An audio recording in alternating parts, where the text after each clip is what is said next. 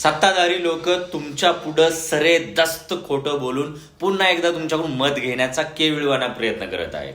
अरे नगरपंचायत नगर परिषदेच्या इलेक्शनमध्ये राष्ट्रीय मुद्दा, आंतरराष्ट्रीय मुद्दा, हिंदू मुस्लिम, ऑपरेशन सिंदूर सारख्या गोष्टी करून तुम्ही मत मागण्याचा प्रयत्न करताय. नगर परिषद नगरपंचायतची इलेक्शन गटरी नीट करायचे, तुम्हाला पाणी पुरवठा करायचे, नगर परिषदेच्या दवाखाने नीट करायचे, नगर परिषदेच्या शाळा नीट करायचे, रोड नीट करायचे, ह्याच्यासाठी इलेक्शन असतात.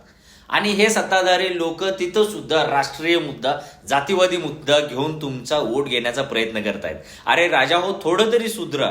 आता हे नगर परिषद नगरपंचायतमध्ये शेतकऱ्याची निवडणूक आहे. शेतकऱ्याची गेल्या 10 वर्षापासून तुमच्या मालाला भाव नाही. गेल्या 10 वर्षाच्या पाठीमागे सोयाबीनचा भाव 5,500 होता, तेलाचा भाव 50 रुपये होता. आज सोयाबीनचा भाव 3,000 आहे आणि तेलाचा भाव 150 रुपये आहे. तुम्ही ह्या मुद्द्याला कधी डोक्यात घेणार आहात का नाही? आणि किती दिवस जात धर्म आणि ठीक आहे, जात धर्मावरती हेच लोक जर वोट मागत असतील तर ह्या 11 वर्षामध्ये किती हिंदू पोरांना यांनी जॉब दिलेले आहेत, किती हिंदू शेतकऱ्यांना यांनी भाव दिलेला आहे, किती हिंदू महिलांचे यांनी आबरू वाचवलेली आहे. अरे दररोजचे 5-50 मुलींचे इथे बलात्कार होत आहेत, दररोजचे 5-50 शेतकरी मरत आहेत, दररोजचे 5-50 पोरं जॉब नसल्यामुळं मरत आहेत. कुठला धर्म, कुठली जात घेऊन बसलात तुम्ही?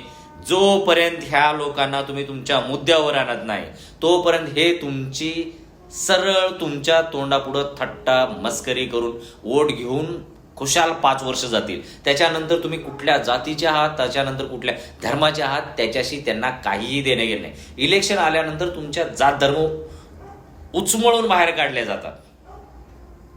कशावर इलेक्शन लढवायचं आहे हे जनतेची तेवढीच मोठी जिम्मेदारी आहे. ठरवा तुमची जिम्मेदारी आता.